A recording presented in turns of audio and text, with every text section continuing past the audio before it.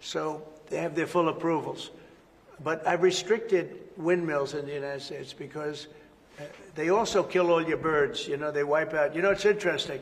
If you shoot a bald eagle in the United States, they put you in jail for 5 years. And yet windmills knock out hundreds of them. They don't do anything. You've explained that.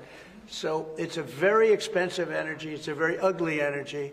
And we won't allow it in the United States. So we believe in a mix. And obviously oil and gas is going to be with us for a very long time.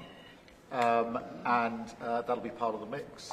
But also wind, solar, increasingly nuclear, which is what we've been discussing this morning, civil nuclear as we go forward. The most important thing for the United Kingdom is that we have control of our energy, and we have energy independence and security, because at the moment, whatever the attributes and facilities in the North Sea, that is sold onto the international market. We buy it back off the international market. That was a historic mistake in my view. But what we need is a mix so that we get the energy security that we need for the future, and that's the focus of everything that we're doing.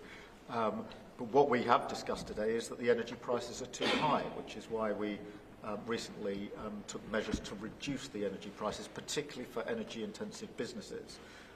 But in the long run, the only way to reduce your energy prices is to take control of your energy, and that's what we're doing, taking control of our energy. Mr. President, our King Charles, who you're a great friend of, is a big fan of eco-projects, windmills, as you call them. Is he wrong? So King Charles is an environmentalist, I will tell you. And I say that in a positive way, not a negative way. And every time I've met with him, he talked about the environment, how important it is. And I'm all for it. I think that's great. You know, King Charles, more than anything else, loves the country. But I got to know him very well. He truly is an environmentalist. He wants clean air, clean water, you know, all of the things that we all want. Mr. President, you have said that you have not been briefed on the Epstein files, or your name has not appeared in the Epstein files.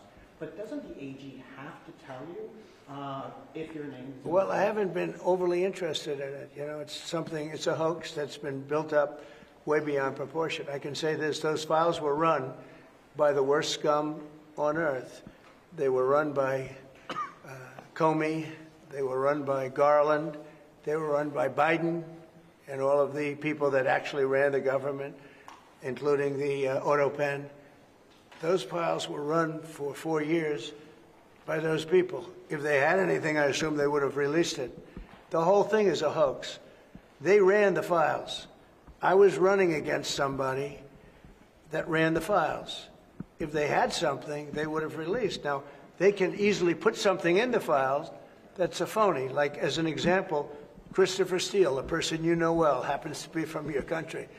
But Christopher Steele, as an example, wrote a book, a dossier. We call it the fake news dossier. And the whole thing was a fake. The whole thing was a fake. They could put things in the file that are fake. But those files were run by bad, sick people. If they had anything, why didn't they use it when I was killing Joe and then he gave out because he was 25 points down? And then I got somebody new. Nobody even knew anything about it. She was a horrible vice president. She was a border czar, but she never went to the border. She never once called a border patrol agent to find out I was